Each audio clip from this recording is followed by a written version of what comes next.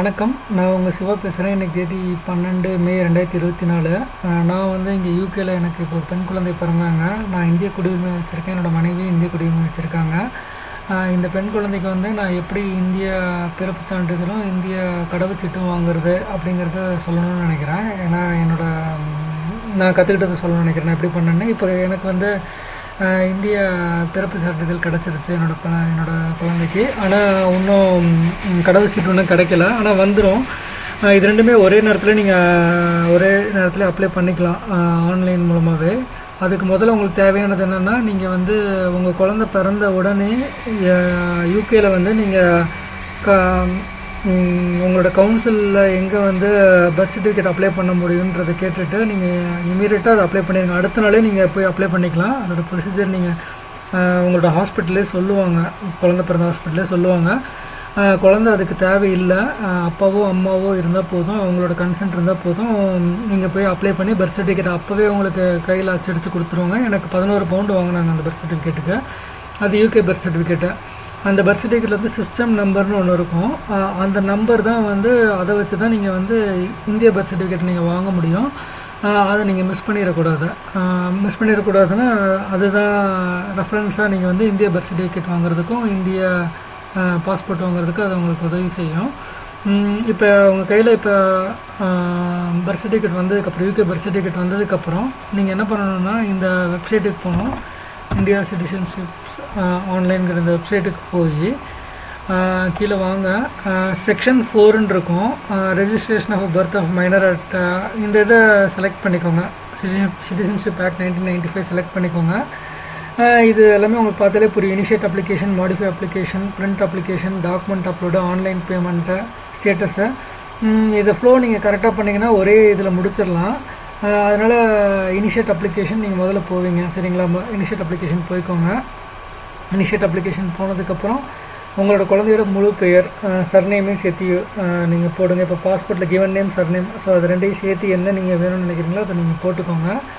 Gender என்னன்றது போட்டுக்கோங்க. Date of birth போட்டுக்கோங்க. நான் வந்து பேபி சர்நேம்னு போடுறேன். கேர்ள் பேபி சர்நேம் அப்படின்னு போடுறேன். அப்புறம் வந்து ஃபீமேல். டேட் ஆஃப் பர்த்து கொடுத்துக்கோங்க. அப்புறம் பிளேஸ் ஆஃப் பர்த்து எந்த இடத்துல யூகேல பிறந்தாங்கன்னு போட்டுக்கோங்க. அப்புறம் பர்த் கண்ட்ரி வந்து யுனைடெட் கிங்டம். அப்புறம் ஐடென்டிட்டி மார்க் வந்து எங்கே இருக்க, மோல் ஆன் ஹெட் ஏதோ சம்திங் எந்தன்றதை கரெக்டாக போட்டுக்கோங்க. உங்களோட இமெயில் அட்ரெஸ்ஸை நான் என்னோடதே கொடுக்குறேன். Mobile number, UK mobile number கொடுங்க.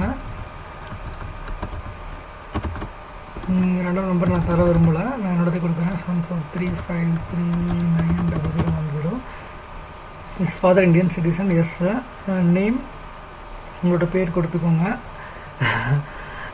நேம்ங்கிறது ஃபுல் நேம் போடுங்க. Given name, sir name.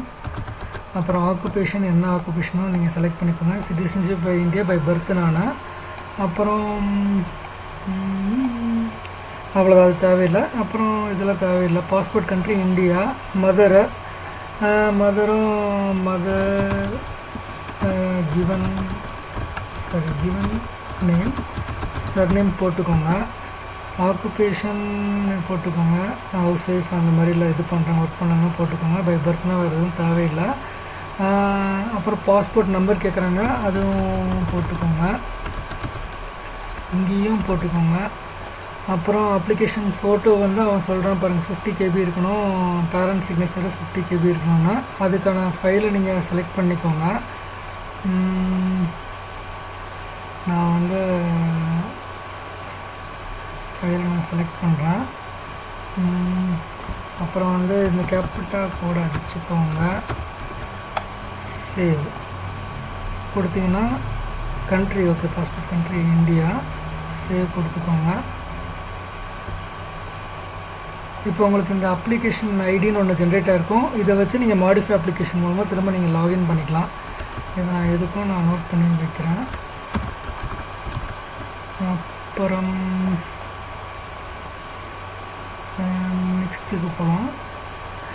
இந்த மாதிரி ஃபோட்டோவும் நீங்கள் போட்டிருக்கலாம், நான் போட்டிருக்க ஃபோட்டோவும் போடலாம். ஓகே தான் அதுவும்.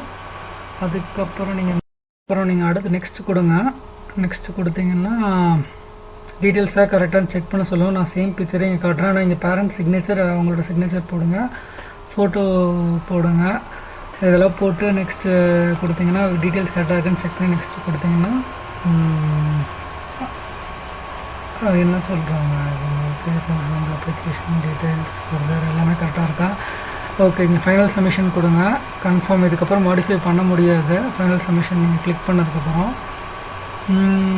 இப்போ நீங்கள் அப்ளிகேஷன் ஃபார்மை ஃபில் பண்ணிட்டீங்க சக்ஸஸ்ஃபுல்லாக.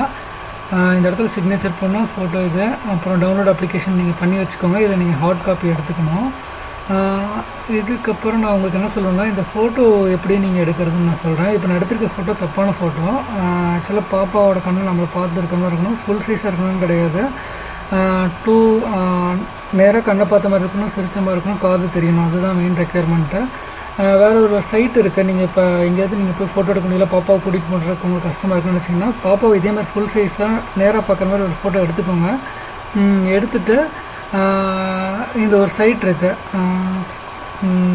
passport-photo.online. இதை நான் வந்து டிஸ்கிரிப்ஷனில் போடுறேன்.